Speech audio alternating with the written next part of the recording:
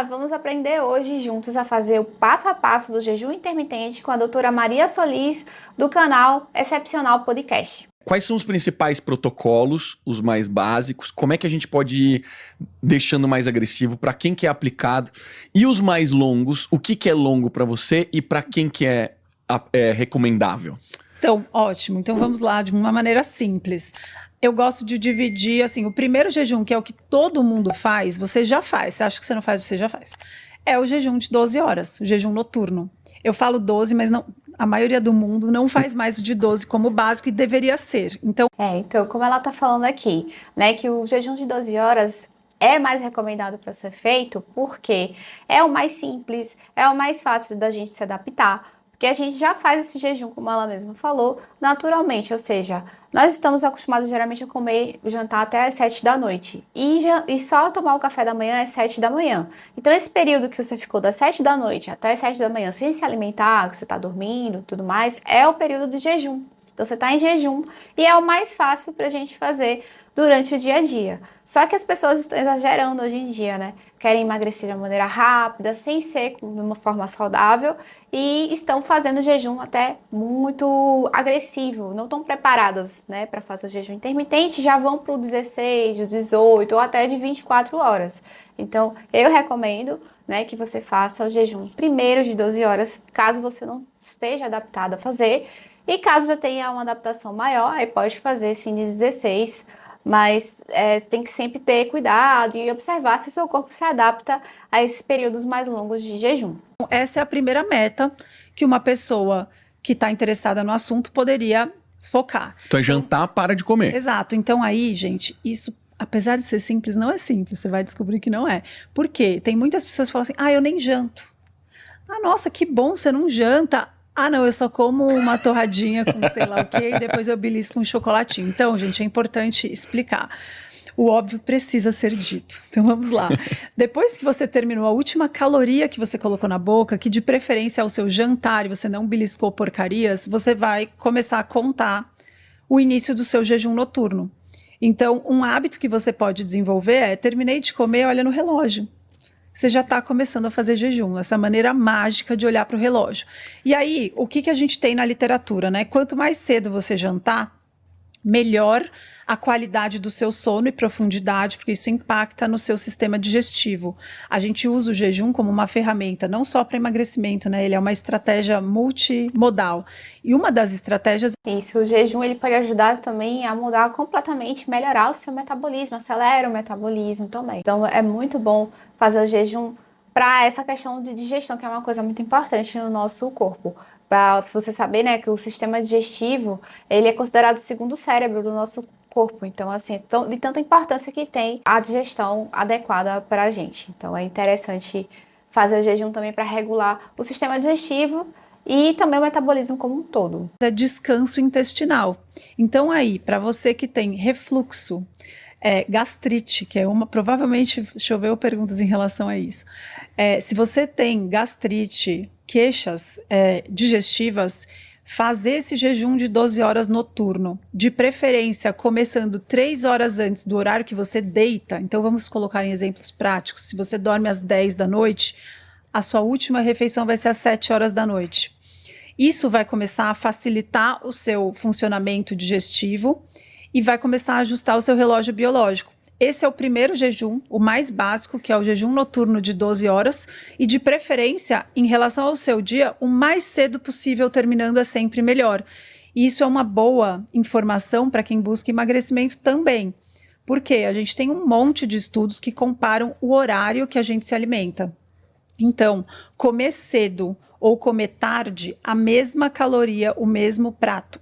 Faz diferença? Faz. As pessoas que terminam a mesma quantidade de caloria da mesma composição corporal terminam cedo, antes das 6 da tarde, emagrecem mais do que as pessoas que comem 8 da noite, que finalizam a janela às 8. E isso também, esse estudo que ela tá falando é até às 6, né? Teve outro estudo que eu vi, outro artigo científico, que falava que era até às 7. Se a pessoa comer antes das 7 horas, tem chance maior de emagrecer por causa dessa questão que ela tá falando aí das calorias e do horário que faz diferença, né? Porque você vai começar o jejum. Quanto mais cedo você começar o jejum, melhor vai ser pro seu corpo, porque ele vai se adaptando, né, a essa alteração. E também outra coisa que acontece é que durante a noite a gente diminui o nosso metabolismo. Então, o nosso metabolismo fica mais lento e isso dificulta a questão da queima de calorias. Durante o dia é mais fácil você queimar calorias do que durante a noite. Então, por isso também que é interessante você comer mais cedo, ou antes das 6 ou antes das 7, porque aí o seu corpo ainda está ativo para queimar calorias. Depois ele fica mais lento, entendeu? Então, por isso que ela tá falando que esses estudos mostram isso, que quando você come mais tarde, lá para as 8, 9 da noite, jantar, você acaba diminuindo essa questão da queima de calorias, né? Acaba tendo dificuldade com a queima de calorias e vai ter mais facilidade para engordar. Pareia muito bem com os achados de estudo que a gente tem de trabalhadores noturnos. Quem trabalha à noite, nos turnos, costuma comer à noite. Eu, como médica que dava plantão, sei bem, né? A copa de madrugada não tem brócolis. Pois é, só coisa... Não tem salmão.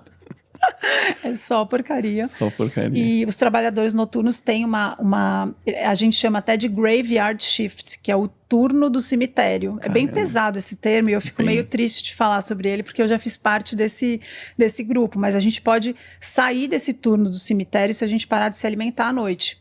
Porque esses grupos têm tanto risco a mais de câncer, diabetes tipo 2 e doenças neurodegenerativas que, em alguns estudos, eles são retirados do estudo. Porque eles já são uma população de risco maior pelo hábito de trabalhar à noite. E quem trabalha à noite desregula o sono e desregula a alimentação, e aí é uma cascata. Uhum. Então, por mais simples e frustrante para quem está escutando, querendo alguma coisa mágica, esse jejum de 12 horas noturno, que é o básico, bem feito, não está sendo feito pela maioria da população mundial. Então, essa é uma porta de entrada que é segura, você não precisa de um médico para começar a fazer o jejum que a sua bisavó fazia. Naturalmente, né? Então, isso é um protocolo maravilhoso que regula uma série de... E realmente tem muito problema para esses trabalhadores que trabalham, né, durante a noite, porque dá muita fome. Aí como é que você vai fazer o jejum? Você tá lá trabalhando e, como ela mesma falou, né, esses alimentos que tem lá na copa não são nada saudáveis, né? São cheios de calorias, cheios de carboidrato. Uma dica é você comer salada, é você se alimentar com alimentos menos calóricos, ou pelo menos diminuir a porção. Mas o ideal mesmo seria fazer jejum, não se alimentar, mesmo durante o trabalho. É por isso que ela falou que a maioria não está fazendo de 12 horas, porque grande parte da população trabalha à noite, né? De alterações crônicas que aparentemente não tem nada a ver com jejum e pode beneficiar de verdade até, assim, distúrbios de humor. Porque quando a gente regula o nosso ritmo circadiano, a gente coloca em ordem uma série de liberações hormonais que parecem não ser relacionadas. Então, esse é o primeiro protocolo. E aí, lembra as pessoas o que é o ciclo circadiano? O ritmo circadiano o nosso corpo, ele é guiado por horários, ele é organizado. Não é só a gente que tem o Google Agenda, que agora comecei a usar depois que fiquei Pelo amor de Deus, doutora. Não é só a gente que precisa organizar o nosso dia para render. O nosso corpo não realiza as funções que precisa de uma maneira desordenada. E a gente usa o horário do dia para regular as nossas liberações hormonais, o que cada coisa vai fazer. E o que isso tem a ver com emagrecimento, por exemplo? Quando a gente dorme, o ideal é que a gente não esteja digerindo. Porque esse é o momento que o nosso fígado e o nosso pâncreas vão entrar no modo regeneração. Se você comeu meia-noite e foi dormir, essa comida que está lá no seu estômago, ela vai precisar ser digerida. Então, você vai passar a noite toda digerindo alimentos. E aí, aquelas funções básicas que um sono profundo pode trazer para a gente de autolimpeza, né, que a gente fala bastante de autofagia, é o nosso sistema de autolimpeza. Essas funções, elas não são atrasadas para um pouco mais tarde. Isso só acontece se você fizer esse descanso intestinal. Uhum. E a gente percebe que essas funções para fígado e para pâncreas são fundamentais quando a gente pensa que o nosso ritmo circadiano depende de ciclo de dia e noite. Isso é para o nosso relógio central que regula tudo, que avisa, ó, gente, é dia, então atividades do dia façam agora. Agora é noite. A gente desregulou totalmente, porque a gente não tem mais ciclo dia e noite, né? Pois é. De dia a gente fica no escuro e de noite a gente liga as luzes que são muito altas e atrapalham nossa regulação de melatonina e tal. E aí, quando a gente bagunça isso, a gente pensa, poxa, será que a luz vai atrapalhar demais? Um dado importante para quem quer emagrecer. Os órgãos periféricos, fígado e pâncreas, eles dependem muito mais dos horários que a gente se alimenta do que da luz, do ciclo dia e noite.